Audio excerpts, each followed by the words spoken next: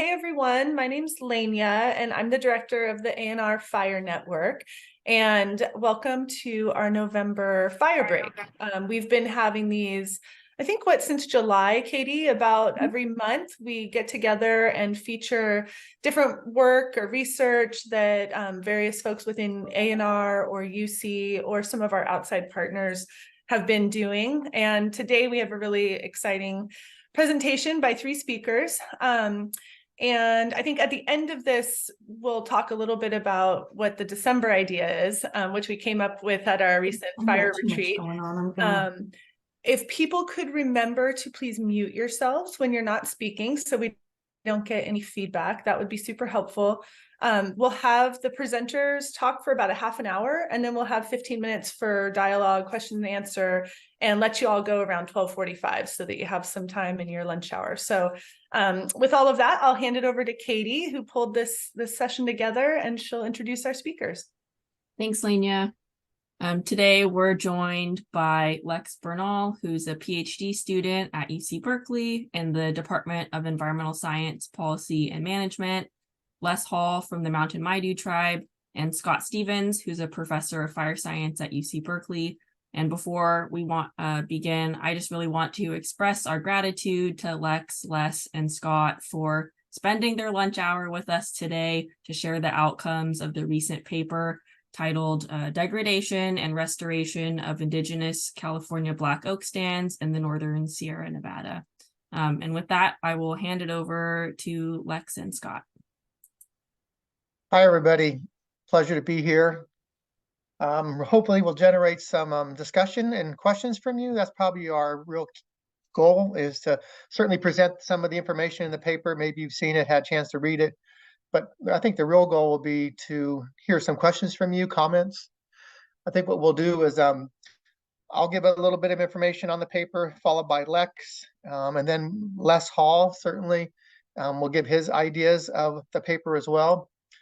And it really was an interesting one. I enjoyed it immensely working with both Lex and Les. There are two other co-authors on the paper. Maybe you saw that aren't here today. Brandon Collins. Brandon just took a new job at the U.S. Forest Service Regional Ecology. So he's the regional ecology head. Maybe you know Hugh Safford had that job for a number of years, and now actually Brandon just took that job. The other author is actually a little unusual for me, frankly. It's my son, Connor Stevens. So I never published a paper with any of my daughter or son, so it's the first one I ever did. So in some ways that's kind of fun, but it was my son, Connor. With that, maybe I'll do some screen share just for a moment and generate hopefully a few questions, and we can talk about the paper and how it came together. So here you go. We have a picture here of a mixed conifer stand in the Plumas National Forest. It's actually very close to where this study actually happened. And you see the title, which is the title of the paper, Degradation and Restoration of Indigenous California Black Oak Stands in the Northern Sierra Nevada. And I think, as many of you have seen in your careers and professional life, mixed conifer forests in the Sierra Nevada look an awful lot like what we see in that picture right there. This is a place that's got, heavy surface fuels, also high forest density from fire exclusion, fire suppression, and suppression of indigenous birding. And I think it's really one of the biggest challenges we have in forests in California is how do we take so many systems that look like this and move them to a place that they can deal with things like fire, climate change, insects, and drought, and move forward. So that's kind of our starting point. And just as a little beginning of this study, I've been teaching at the UC Berkeley's forestry summer camp for a number of years now. I think I gave my first guest lecture up there in 1994. And since 2000, I don't know, maybe about 2015, 16, I've been kind of the academic coordinator of it at Berkeley. And what happened is of course, it's a field camp. It's a field camp. So we're always looking for field sites to take the students. And a small fire burned called the Silver Fire a few years ago that actually was pretty close to summer camp. So myself, Brandon Collins, Rob York, others started to go up there and actually wanted to use the Silver Fire area as part of our teaching. I've been going up there for years and years, and students have been doing inventory plots. We teach them things like how to sample surface fuels with brown transects, fixed radius plots, measuring understory plants. Your very typical things that you would teach in a undergraduate course. So I've been going up there for a number of years, and then in the COVID year of all things, we had a camp with only 2 students. That's crazy. Generally, we have around 40, but there were a couple of students that needed it to graduate, Brandon and Nat.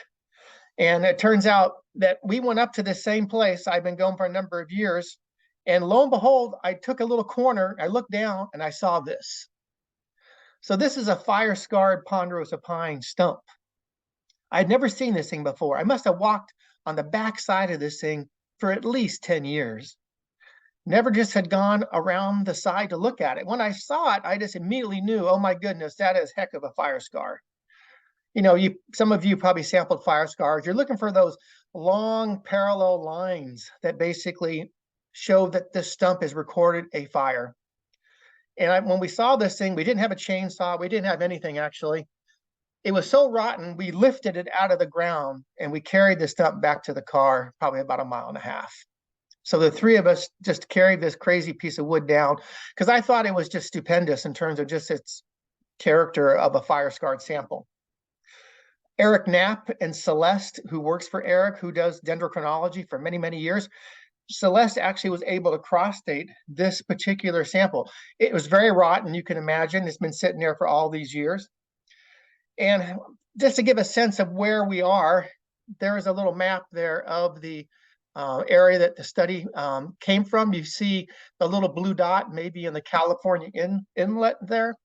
And that blue dot is essentially the area of Meadow Valley, kind of northern Meadow Valley. Off to the left here, maybe you see my cursor. This is a silver fire. So the silver fire happened in 2009. It was actually a very small fire, started by people welding on a water supply system. And it burned down towards Meadow Valley, but then was actually suppressed by suppression activities. It threatened Meadow Valley, unfortunately, but didn't really get there.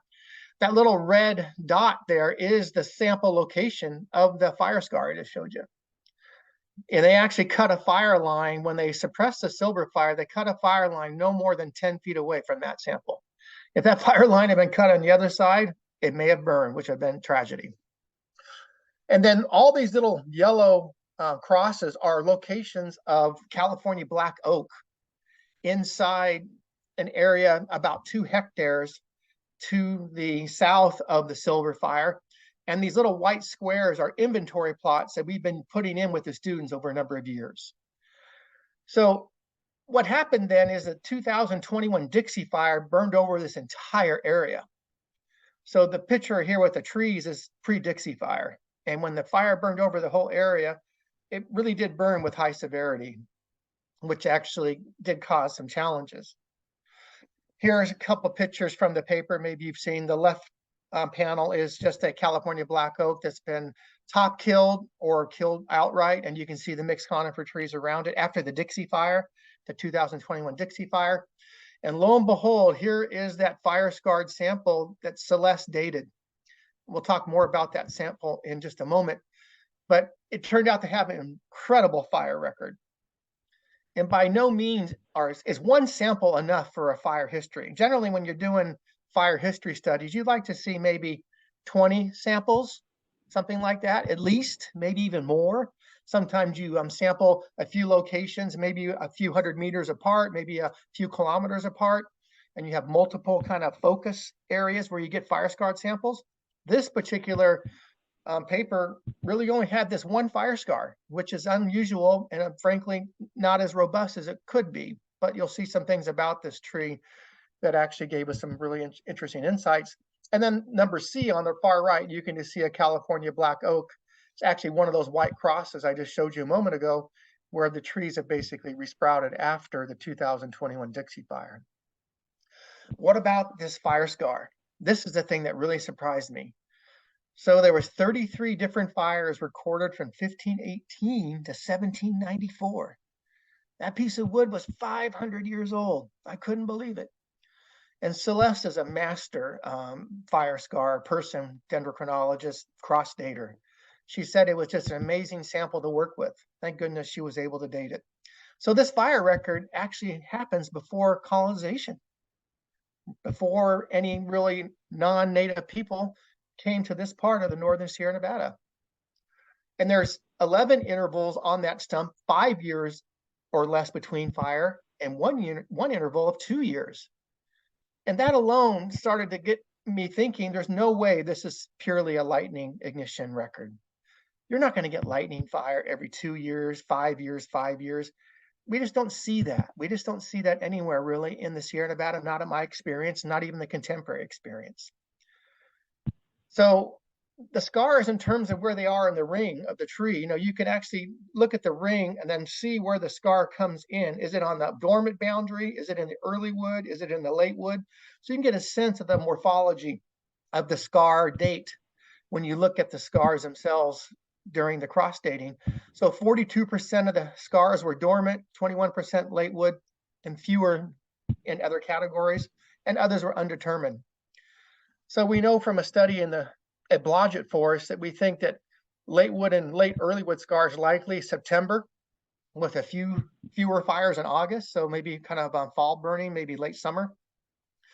And the other thing is a dormant season fire. Dormant season is interesting because it certainly could be burned before the annual ring even starts to grow. So this could easily be maybe in the wintertime during periods of maybe a week or two of sun. I think many of you do prescribe burning now, and you can get these nice windows in the winter where you have nice temperature, good sun, and you can burn pine litter, you can burn California black oak litter. Both of those litters are pretty flammable. So I think that somehow even the scars that were dormant very well could have been fires, maybe in the winter or early spring. And I would just argue again, we argue in the paper that this fire record is not created by lightning alone. I think this is an indigenous record. This is a record of indigenous people managing this site for their means. And I thought that was just extraordinary to see that kind of fire record in that sample, almost over 500 from 1518, just before 1800, and having that record on this one sample. And now we're going to talk a little bit more about some other information that we were able to obtain. I think Lex is going to talk about some historical data. Yeah, thanks, Scott. So one of the things that we wanted to do in this paper was to characterize the extent of degradation of California black oak stands more so at the landscape scale. And one of the ways that we did that was by comparing what these forests look like historically and compare them to what they look like today. So you can see, at least here in this photograph to the right, this was taken in 1924. So within the early sort of decades of fire exclusion and suppression. And you can see here, large pines, large height to live crown base, open canopy with very little understory and surface fuels. So your pretty typical characteristics that we often associate with high fire resiliency. And we know that this is very different from how these forests look like today. So to quantify those changes in forest conditions over time, we used a historical timber inventory that was conducted in 1924. So during the same time that this photo was taken. And that historical timber inventory was part of the public land survey system, which was an initiative set forth by the federal government to survey rural lands as colonization moved out west after the Civil War. And these surveys were conducted in belt transects within these what we call quarter sections, or essentially like 40-acre blocks and 40-acre units. And so what's really cool about this data set actually is that it has a pretty high sampling intensity. It reaches almost 40%. So a really, really robust data set. And actually this data set that we use is composed of 71 quarter sections. But this was actually part of a much larger data set in the region, but this subset was used specifically because it's within the particular region that's encompassed within the ancestral homelands of the Mountain Maidu. And so you can, and those are represented here in this photo. You can kind of see them, but it's like those little pink squares in the relative location to the silver fire that Scott just mentioned. So you can go to the next slide, Scott. Thank you.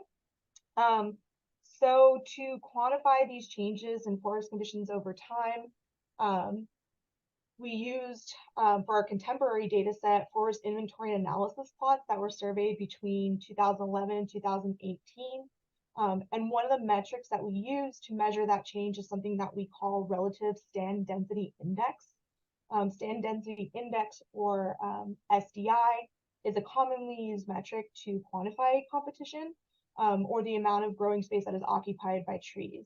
It's a really, really cool metric because it standardizes competition, so you can actually like compare stands of different tree sizes and different species composition.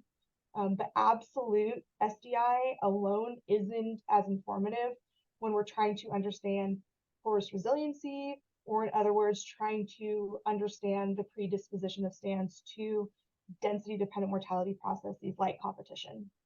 And so to do that, what you actually have to do is you have to take this absolute SDI value and you have to compare it to this maximum threshold. And so then you can get relative, what we call relative stand density index, which is essentially just a percentage of the stand density index that exists relative to this like maximum threshold. And so in our study, what we used was a maximum SDI of 365 trees per acre, which is a threshold that's commonly used for pine-dominated stands.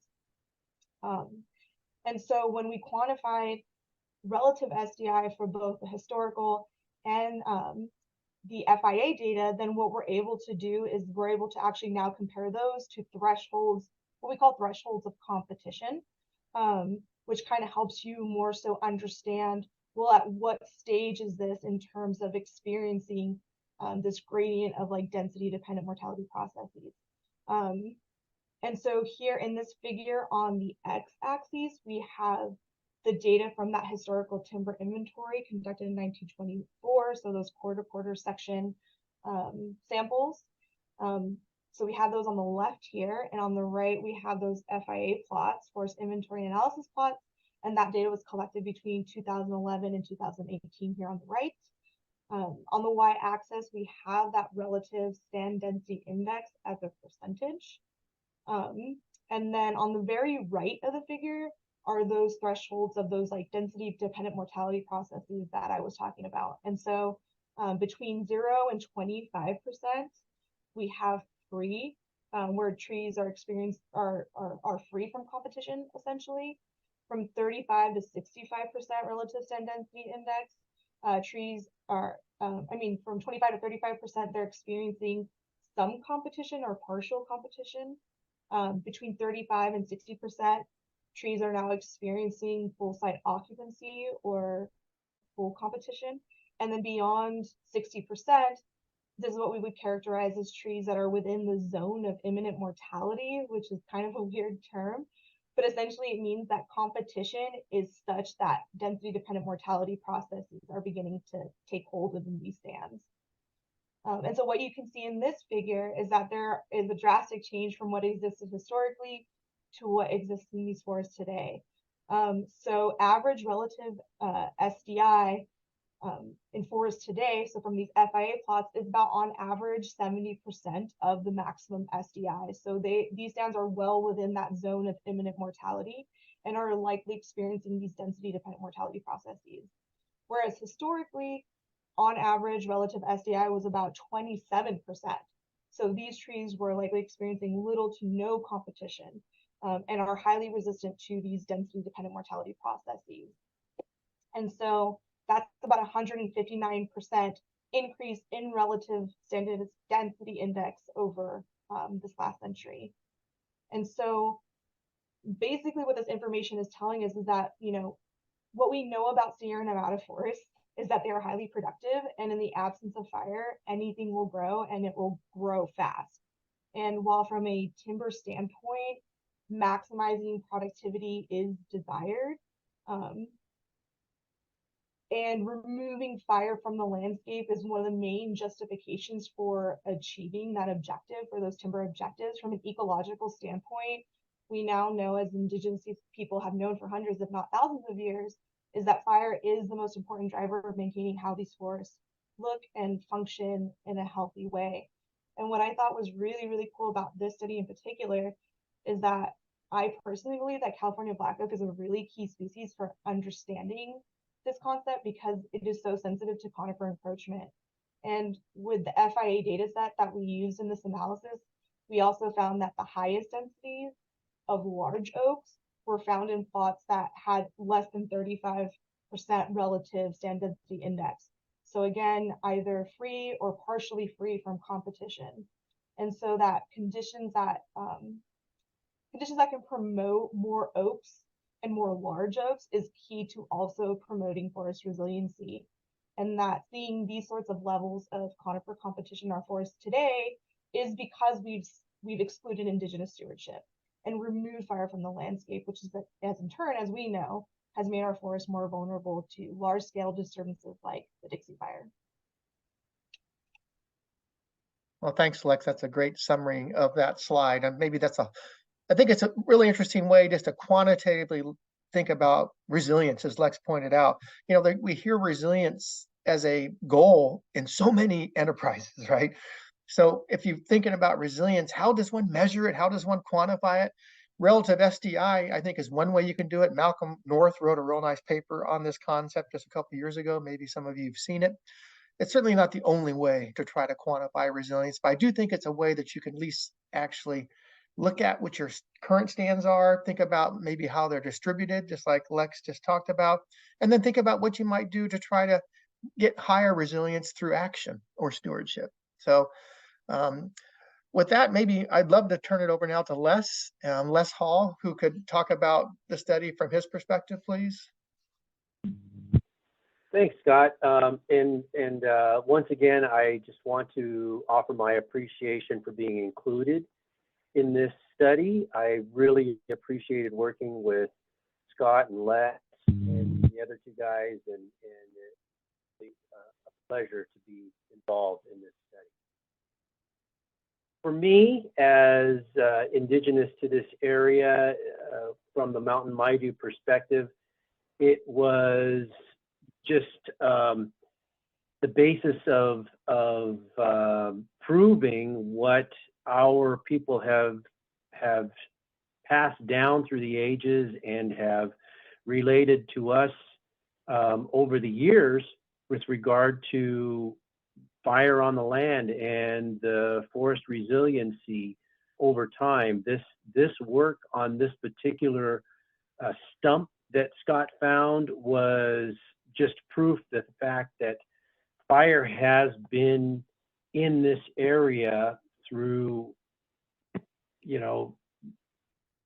hundreds and thousands of years, and that the intensity of a fire over time has been consistent, and it allowed the trees to continue to live throughout all of the periods of fire up until the time when fire was no longer allowed on the land, and fire intensity increased so much as to simply kill off all of the species in the forested areas that were affected by those fires. So for me, as part of the Mountain Maidu community, it certainly impressed upon me the science of investigation and how it proved what had been known by our tribal people for years and years and years. Yeah, thanks, Les. I think that's a nice synopsis of the study, because of just how, finding that stump was really just like one of those gold nuggets. I'd be honest with you. We had data. We had the data that Les talked about, the FIA data, also historical. Then we saw what the Dixie Fire did. And one thing about the Dixie Fire that's interesting to me today is, if you look, I go through the North Complex Fire, which actually burned, just previously to the Dixie. Dixie certainly was 2021.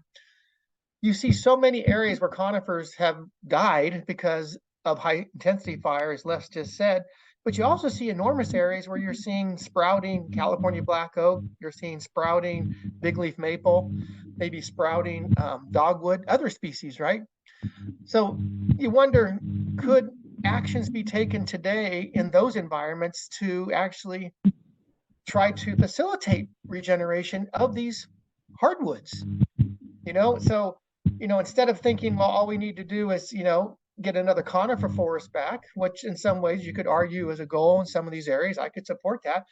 But in the paper, we argue that maybe this is an opportunity to potentially allow tribes like the Mountain Maidu and less to say, let's see if we can begin to facilitate some of these areas back to really more indigenous conditions, where you have California black oak being the sprouting species that's regenerating right now.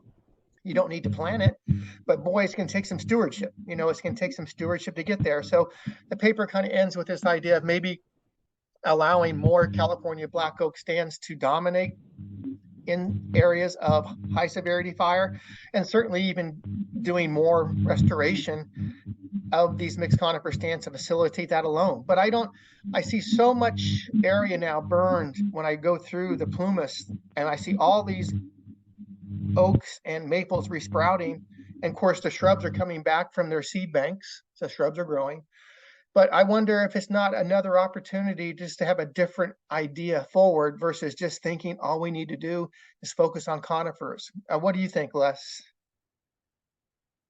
I agree with you, Scott. I think that there's a lot to be said for the promotion of oak in general, and the fact that there are so many species that are connected to that plant and that seed, that nut.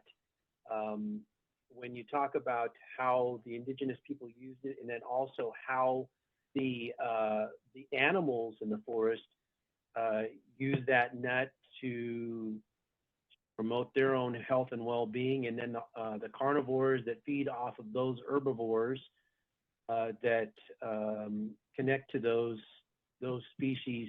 I think it's an important part of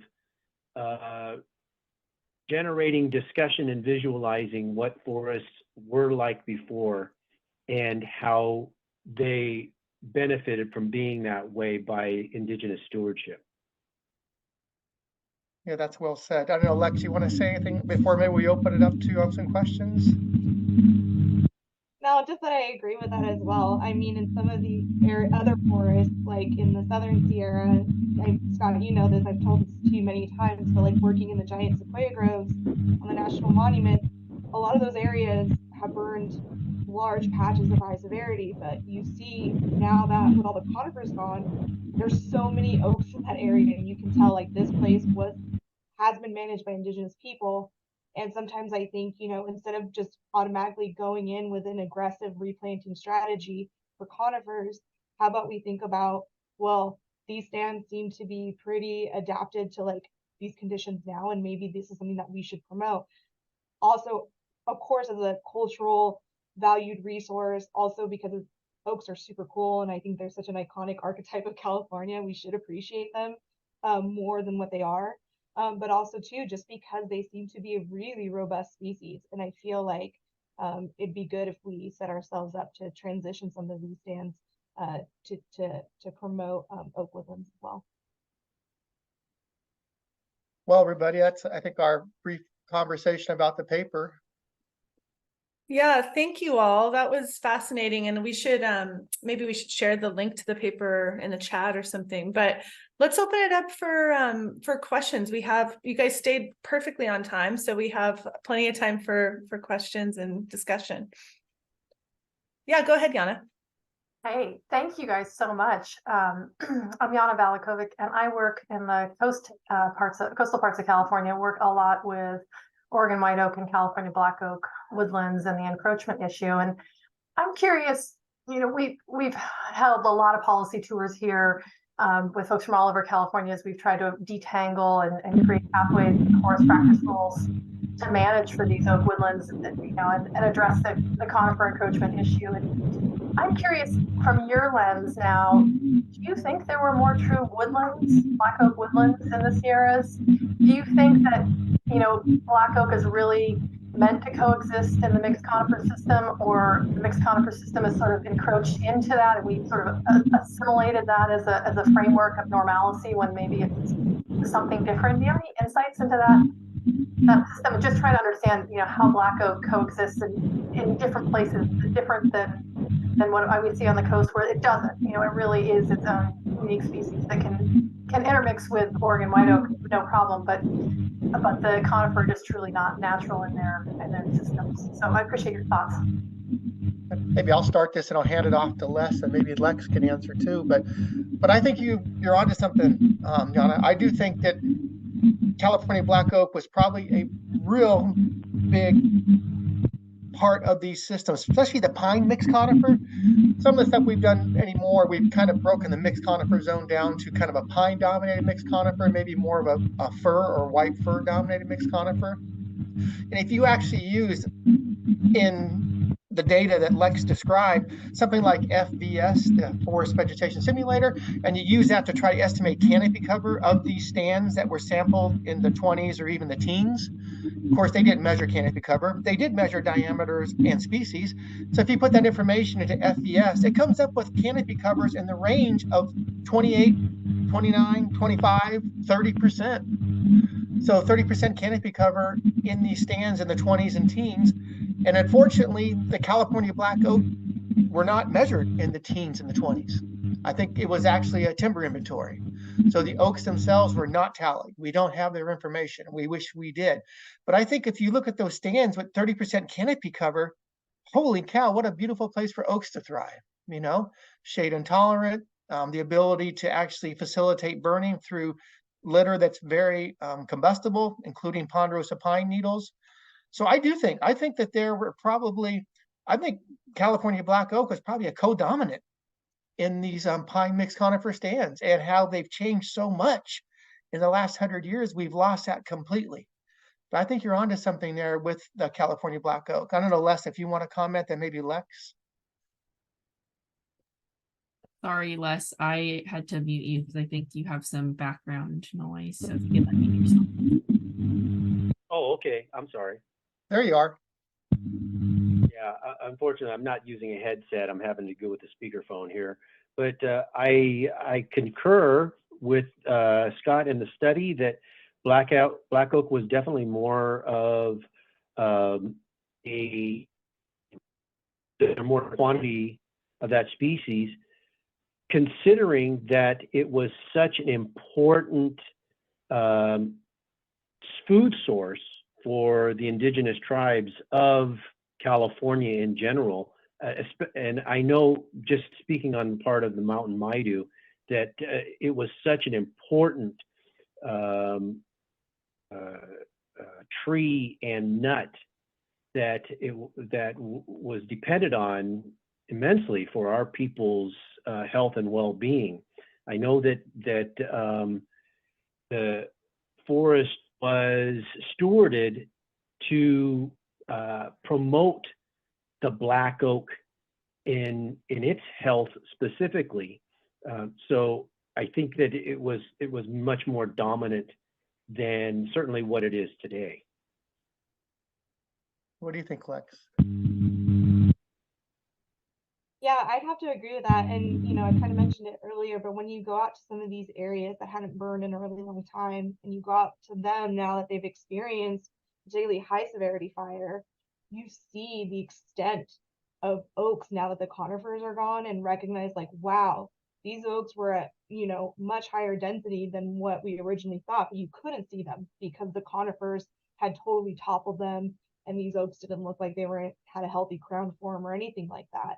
And it's not even just oaks, but I think in general, frequent fire ecosystems. So like in like, for example, like the Illilouette Creek Basin, which, the Stevens Lab has had plots in there for a long time. Now that we have had frequent fire over the last few decades, now we see like what was it? I think it's like double the size in like meadows and such. So a lot more diversity, not just like conifer forests, but like a lot of other sort of ecosystems within these places. And I think that those were much more greater in extent than we realize because of pretty extensive indigenous stewardship, especially I think, at least in the evidence that I've seen, specifically in like Yosemite and such. And I don't know, Scott, you want to add to that about your experiences finding more of like an indigenous presence there, but that's been interesting to. No, you bring up an interesting point. Now we've been going to Illilouette Creek, which is a headwaters of the Merced River. So we have the upper Merced River, and Illilouette is actually about 30%, 35% of the upper Merced. Of course, the Merced River goes right through the valley. And this is a pretty high elevation. We're up in the red fir, white fir, Jeffrey pine lodgepole. So as Lex said, in fact, I'm not sure, I guess the picture behind you is not that. Like I said, for a minute, I thought it was Illilouette, but this area, you're at 8,000 feet, 7,000 feet, you're up higher and you're getting big snow loads. And this year we went out with park managers again on our annual backpacking trip to talk about the research we've been able to do. Turned out Jan van Wankendonk is actually the person that started this number of years ago. And lo and behold, we had a fire archaeologist with us. What was her name, Lex, you remember? Her name's Molly. Molly, yeah, Molly. And lo and behold, she finds 2 archaeological indigenous sites right under our feet that had burned in the last year's red fire. And they were positioned right above the meadow up there. And they had pestles and mortar still there. And it just, I think in some ways we always wondered what evidence will we find of people there. And even at that elevation, much higher than what we're talking about here, we're really in the true fir zone. I think the evidence there is they were burning for meadows and burning for reasons that Les just alluded to, plants, medicinal, ceremony, just the whole suite. Even at that elevation, I thought it was shocking. And the other thing that's shocking about that is Yosemite National Park still doesn't think that indigenous burning should be included in quote unquote wilderness. There's a baffling statement. Indigenous management not held in something called wilderness, which is basically created by Western science. Ask the indigenous people that worked there and lived there for thousands of years. I think it's baffling to think that somehow indigenous burning is not part of these systems. So I don't know. I would just comment further on that. But Julie, And I see, oh, sorry, Katie. I was just going to say, I see Julie has her hand up.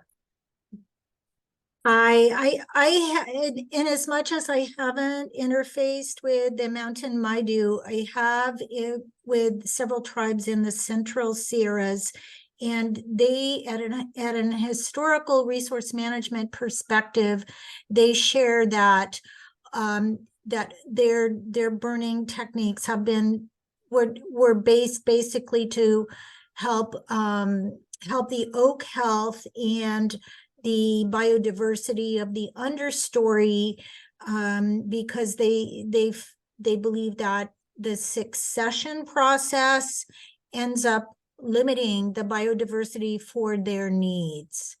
And as was mentioned earlier, the utilitarian virtues that oaks provide at both consumables and also usables culturally. Thanks, Julie. And Julie, where are you calling in from? I work regionally for ANR, and I'm based in the Ventura offices. Oh, great. Well, thanks for joining us today.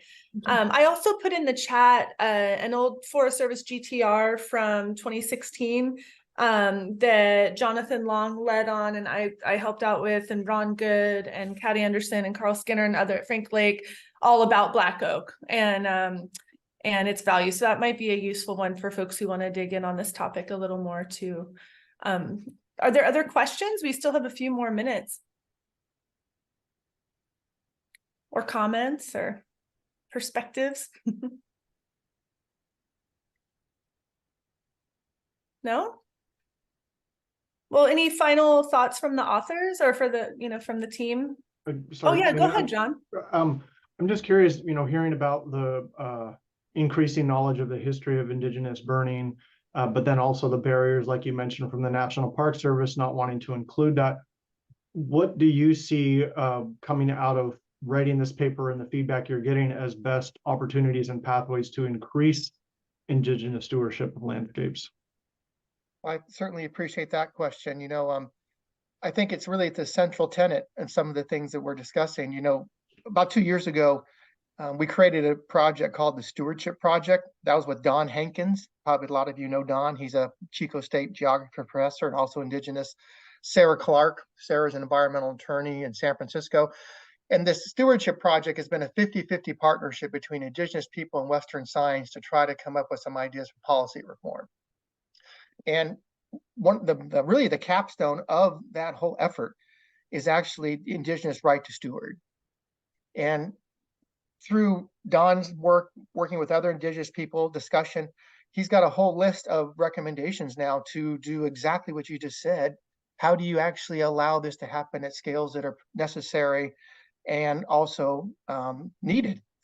So if folks are going to the AFE conference, I think it's next week, good grief, down in Monterey, there's going to be a special session just on this. So the recommendations from kind of an Indigenous perspective on how BIA needs to reform, on how potentially maybe Endangered Species Act could work actually in conjunction with this effort versus sometimes opposing. There's a lot of things going on with a lot of policy, but that Stewardship Project is literally trying to bridge that gap you just described. How do you actually allow more stewardship to happen on federal and maybe private and state lands to begin that transformation? The Biden Commission, Wildfire Commission, which released its report about a month ago now or so, there are 22 recommendations in there that are Indigenous driven. And Bill Tripp was the king of those. Many of you know Bill Tripp, a leader in the state in Indigenous ideas and culture. And there's real synergy between a few of those 22 in the Biden Commission and what the Stewardship Project has done independently. So I do think there's going to be some needed change potentially in the federal level to do what you just described. Yeah, great question, John, and thanks, Scott, for that answer. That's such an important piece of it. I think it's 12:43, so I think we will wrap up just to honor your time. But I wanted to thank Scott and Lex and Les for joining us today and for the fantastic presentation and discussion. This is a super important topic, something that's near and dear to my heart too. So it was really fun to host you all and have you speak about this. And I'm so glad to see some new faces on here too. I hope you all will continue to join us for these fire break sessions.